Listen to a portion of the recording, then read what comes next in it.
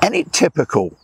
No matter how many times or how many years I've been digging, everybody eventually wants to know, have you ever found a body?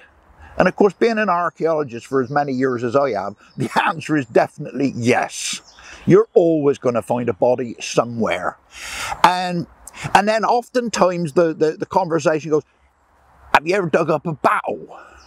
Yep, dug battles as well. I mean, I suppose just even thinking about Time Team, we did Armageddon, the D-Day landing beaches, and well, where else? Oh, Hastings. I've even dug holes in the battlefield at Hastings. Didn't find very much there. And then, of course, more recently, well, Waterloo. But the one thing I've never done is actually to find a body on a battlefield. Now, I suppose the nearest I've ever come to that must have been Hopton Castle. And you probably say, where the hell's Hopton Castle? Hopton Castle's in Shropshire, it's near Ludlow. And it was a English Civil War battle. Now, English Civil War, if you ever wanted to use the word civil, the English Civil War was not civil at all. It was one of the most divisive wars in British history. It divided fathers from sons, brothers from brothers, and probably mothers from daughters as well. It was a particularly nasty affair. So, how about Hopton Castle? Well, it was a Parliamentarian stronghold. They defended it, they occupied it. It wasn't a large garrison, maybe 30 men or something like that. The Royalists decided we want it. We're going to have it. So they assaulted it. And it was pretty vicious fighting, hand-to-hand stuff. And the Royalists were driven away. They were sent away, they went off, bloodied nose and all the rest of it. They went to re-strengthen their forces. Out came the Parliamentarians, refurbished the defences and waited. Back came the Royalists, strengthened their forces, more vicious fighting, hand-to-hand, and again they were repulsed, and again out came the Parliamentarians, strengthened the defences. And the third time, the Royalists came back, this time with cannon. And that might have actually swayed it, but any road, the Parliamentarian forces were forced back into the castle. The Royalists managed to start to undermine the foundations. And the Parliamentarians realised the game's up. So they sued for peace. They're going to surrender. And I suppose perhaps it might have been a bit naive of them, but the idea was they thought they were going to march out, carrying their arms proudly, and they could march away, leaving the castle to the Royalists. And of course the Royalists, that wasn't acceptable to them. Least way, bringing your arms out. So out they marched without their weaponry, and they thought they were going to go away and live a normal, peaceful life in the countryside. How wrong they were. They were absolutely slaughtered, massacred. I suppose nowadays you'd call it a war crime, you would do.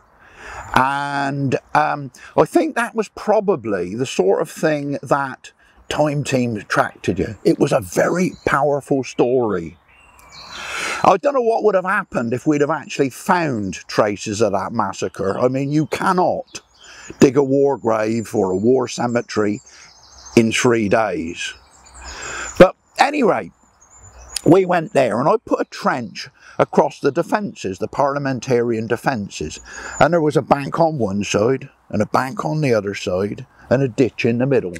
I think in 1644, in this spot, there was a wall. This is the wall.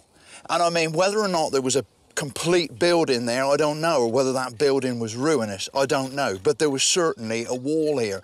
And then I think in the early part of the campaign, the initial onslaught, there was a serious fight here, and I think that it was very, very hard fought, and I think there was much burning and devastation, because you see we've got masses of areas of intense burning. You see all that black, that charcoal, yeah, that's lying directly on this wall, and this comes right the way across, and we can actually pick it up on this side here. And I think I remember saying to Tony at the time, do you realise, Tony, I said, the last time anybody was down in this ditch digging the muck out, I said he was a Parliamentarian soldier. I said, I'm doing exactly the same thing, but I said our motives are totally different. I'm doing it for research. He was doing it to defend his life. That was what it depended upon. I know, but thankfully I wasn't expecting anybody to come through that field aiming to get me.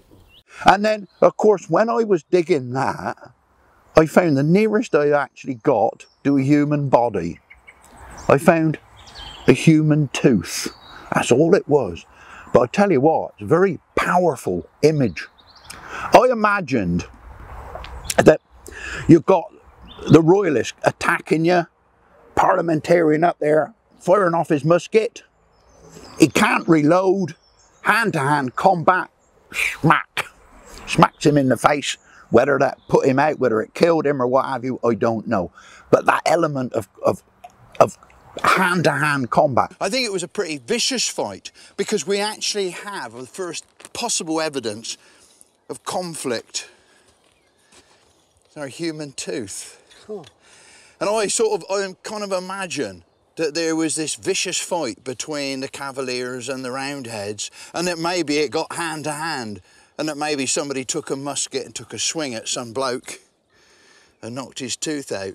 And I think once the Royalists had gone away to restock and replenish their forces, the Parliamentarians thought, what are we going to do about it? Let's strengthen our defences. And so they'd have got their picks and shovels and they would have stood where I am and they'd have done that.